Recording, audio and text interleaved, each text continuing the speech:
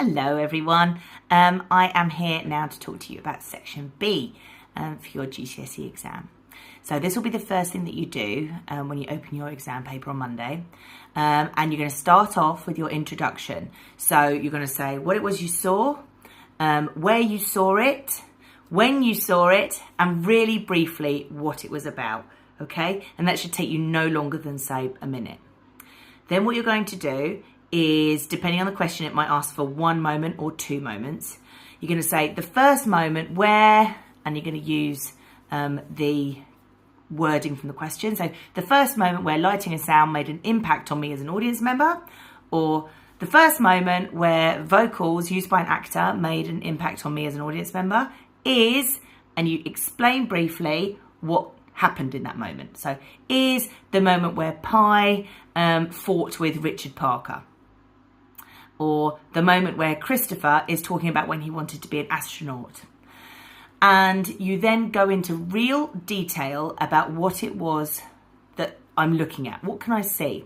So imagine you're trying to describe it to me. So what did the lighting look like? You need to make sure you're using technical terminology. So that's all your keywords. So really explain in detail. Don't just say one light or one sound. Really go into detail with it. And then why did that happen? So what was it trying to show? So it was trying to show that Christopher really cared about space, or Richard Parker was really scary to Pi. And how did that make you feel as an audience member? So, I felt really worried about this, and why did I? So you're just doing it in real detail. Really try to describe it to. Remember, it's worth 15 marks. So almost think of it as 1 mark for the introduction. So you do actually genuinely get a mark for saying what style it's in. So this was performed in physical theatre with aspects of naturalism or whatever it is. And then 7 marks per chunk that you're writing about. Okay?